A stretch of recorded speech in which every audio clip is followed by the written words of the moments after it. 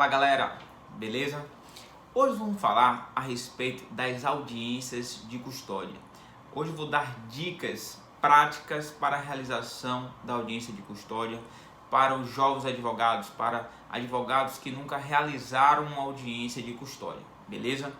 Vamos lá para as dicas. Veja só, primeiro passo, gente, quando uma pessoa ela é flagranteada, ela é presa em flagrante, ela será encaminhada à autoridade policial que vai realizar a lavratura do flagrante. Primeiro passo. Normalmente as famílias ligam para o advogado para que o advogado compareça à autoridade policial para acompanhar o flagranteado, acompanhar o preso. Ok. Ora, e é legalmente previsto em lei, que o advogado tem acesso a conversar com o preso. Então, o advogado ele tem o direito, é uma previsão legal de que o advogado pode conversar com o preso, pode orientar, saber o motivo por que ele foi preso. Então, é legalmente previsto. Acontece que a gente sabe que muitas vezes acontecem abusos, pela autoridade policial. Ora, caso tenha ocorrido algum abuso pela autoridade policial e não permitir esse acesso do advogado ao preso, oriento que entre em contato com a comissão de prerrogativa da OAB do estado que você pertence, certo? Bem como procure a corregedoria de polícia também para noticiar esse fato. Pronto. Mas nunca você, advogado, nunca entre no depoimento do seu cliente, do preso flagranteado, sem conversar, certo? Nunca entre constando o seu nome no depoimento dele sem você orientá-lo o que ele deve falar, porque isso pode trazer um grande prejuízo ao seu cliente futuramente no processo penal. Ora, se você conseguiu orientá-lo, você entra, coloca seu nome, estudar a sua AB, tranquilo. Agora, se você não conseguiu, eu oriento a não colocar seu nome, a não estar presente, porque depois você poderá criar meios legais, suscitar nulidades nessa questão da oitiva dele, ok? Mas com seu nome constando lá, isso vai trazer um grande problema, uma grande dificuldade, porque até o juiz pode considerar, a gente sabe que no inquérito policial não são produzidos provas e sim atos de investigação, porque não tem um contraditório, ampla defesa. Todavia, a partir do momento em que você consta sua OAB, sua presença na autoridade policial, isso ganha um pouco de uma valia de prova, beleza? Esse é o primeiro ponto. Ora, ouvido o flagranteado, a autoridade policial entendendo que realmente ele houve a prática daquele crime, ele é o indício de autoria e materialidade, vai ser lavrado a sua prisão em flagrante e vai ser enviado ao Poder Judiciário. Pronto. Primeira coisa, você deve pegar a procuração. Pedir para que seu cliente assine a procuração. Oriento também realizar, confeccionar, elaborar um contrato de prestação de serviço, colocando o seu cliente para assinar, além dos familiares que se comprometeram a uma relação negocial, de você dar o seu preço pelo serviço que vai ser prestado. Pronto. Uma vez pego a procuração, você vai se dirigir-se à vara onde realiza as audiências de custódia, certo? Para saber o número do auto do processo que vai tramitar, o auto da prisão em flagrante agora no Poder Judiciário, o número. Por que é importante você pegar esse número? É importante você pegar esse número pela seguinte razão, gente. Você deve pegar o número porque você deve juntar aos autos a sua procuração. Por que, professor? Pela seguinte razão. A gente sabe que a audiência de custódia é exigida a presença do juiz, do promotor e de um defensor. Esse defensor ele pode ser um advogado constituído, como pode ser um defensor público. Então, se não tem a procuração nos autos, pode ser que no momento lá de realizar a audiência, a defensoria pública, por não ter conhecimento de que tem um advogado particular contratado, o que acontece? A defensoria vai acabar atuando. E isso pode trazer problema depois, Então, o que é interessante, pegar o número do auto da prisão em flagrante na vara onde vai tramitar essa audiência de custódia, para você já juntar a procuração. Segundo ponto é interessante você verificar com a família, algum parente, o que? Os documentos para comprovar a idoneidade daquela pessoa, comprovar o local onde ele mora, a residência, né? Comprovar que ele está trabalhando, né? Juntar a cópia da carteira de trabalho, comprovante de residência, juntar, vamos supor, certidões de casamento, certidões dos filhos, para mostrar que ele não tem nenhum interesse em fugir da comarca, né? Juntar também antecedentes criminais da Secretaria de Segurança Pública, certidões negativas do Poder Judiciário. Então, isso é interessante você também juntar nesse auto ou levar naquele momento lá para que o promotor, para que o juiz veja, certo? Mas é interessante, se você puder, você já junta já no sistema, já deixa nos autos lá colacionado esse documento. Pronto. Uma vez juntada a procuração e os documentos, se deu tempo de você juntar, senão você leva no momento lá na audiência. Olha, vai chegar um momento, né? Vai chegar um momento da audiência em si. Caso você tenha sido contratado após a lavratura do flagrante, né, eu aconselho sempre a você olhar a nota de culpa. Né? A nota de culpa do auto da prisão em flagrante é um documento essencial, importantíssimo, para que você saiba qual realmente a acusação que está sendo deflagrada contra aquela pessoa. Pronto, você vai ter um momento também de você orientar o seu cliente, né? Orientar o que ele deve falar. Sempre você deve orientá-lo a responder apenas o que for perguntado. Orientá-lo a ele não falar muito, né? O preso não deve falar muito, e sim responder apenas o que ele achar, entender, né? E aí depende muito da sua orientação que você vai orientá-lo, ok? Então ele deve responder apenas o que como você orientou, né? Então ele deve responder apenas o que foi perguntado, não falar muito, ok? Então isso, informá-lo que ele pode ficar calado se ele sentisse que aquela resposta vai prejudicá-lo, vai estar acusando, é melhor ele ficar calado, dizer que ele não quer responder, certo? Então é uma garantia constitucional ele permanecer calado, ok? Então você também deve orientar eles, dizer que falar que ele pode falar não sei, não se recorda, não lembra, você também deve orientá-lo. Pronto, entrou na audiência, na sala de audiência. O juiz vai fazer perguntas a ele sobre o fato, ele tem alguma coisa a falar do fato, o que aconteceu, onde ele estava, né? Se ele trabalha. Pronto, o juiz vai realizar as perguntas. O juiz realizou as perguntas, ele vai falar. Pronto, uma vez terminada essa fala do preso, do flagranteado, vai passar para o parecer do Ministério Público. O Ministério Público ele vai analisar o flagrante, certo? O flagrante em si, e vai analisar se cabe uma concessão da liberdade provisória ou se ele requer a prisão preventiva.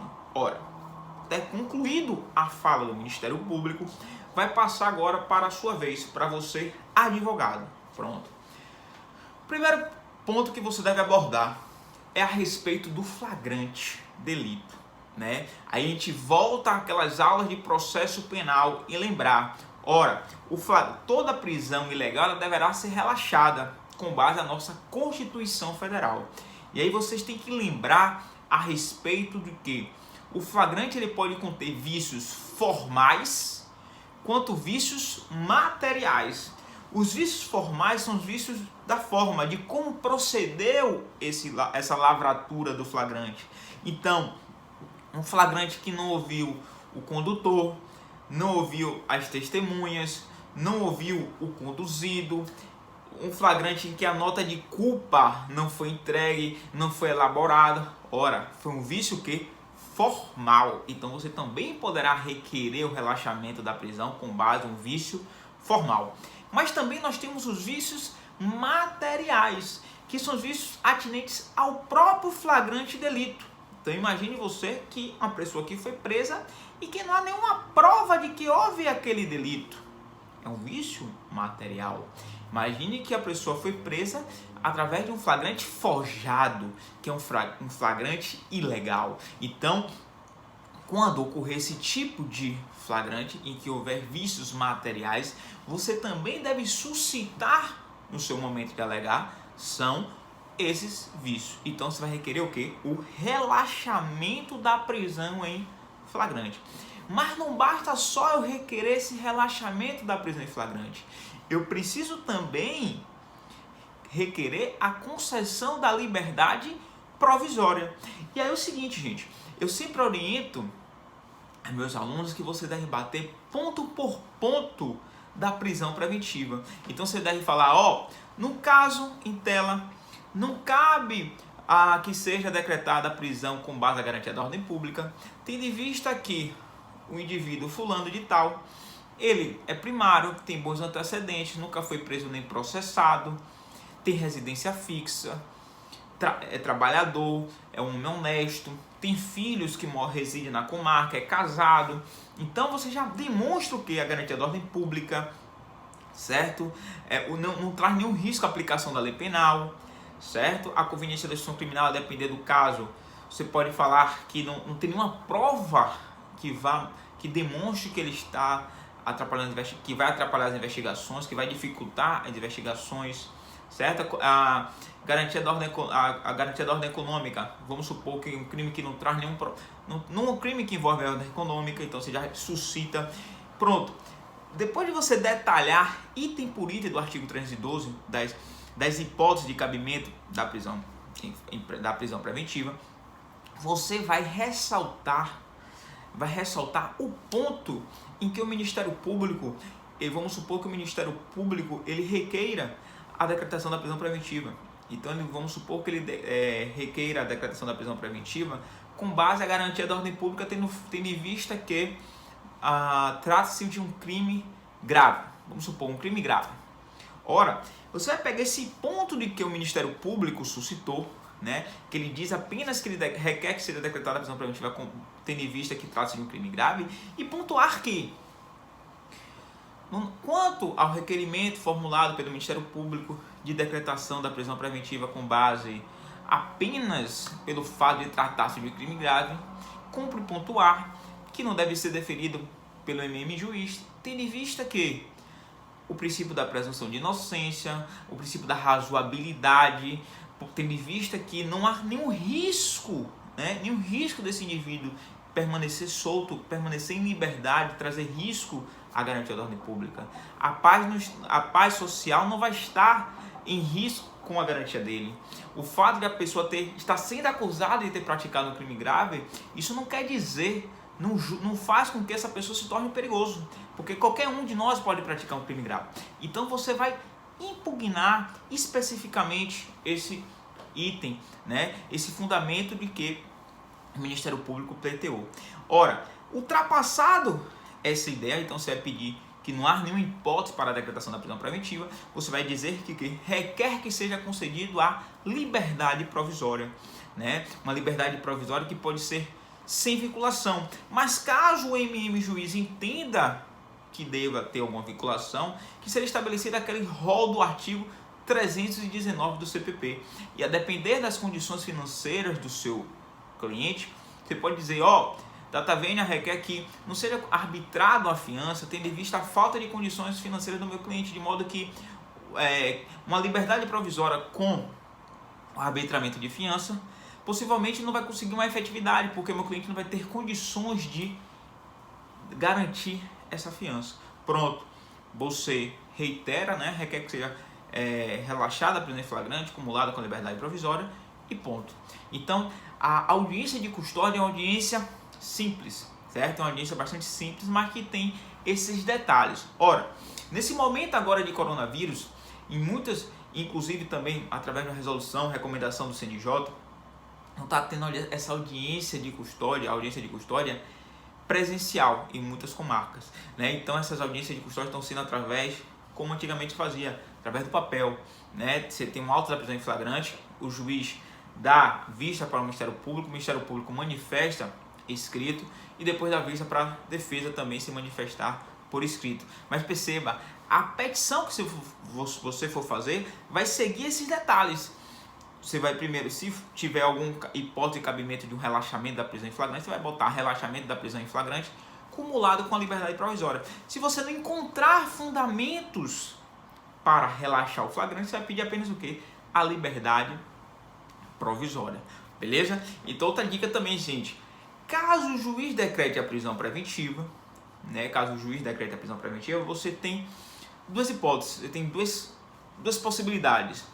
Ou você impetra um HC para o tribunal sustentando que o ato ilegal é praticado pelo juiz da audiência de custódia, certo? Caso você veja que é nítido a ilegalidade.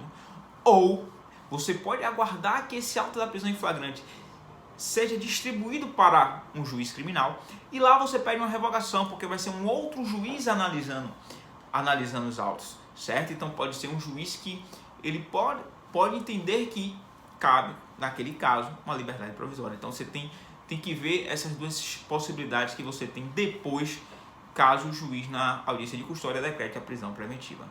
Tá bom? Então, forte abraço.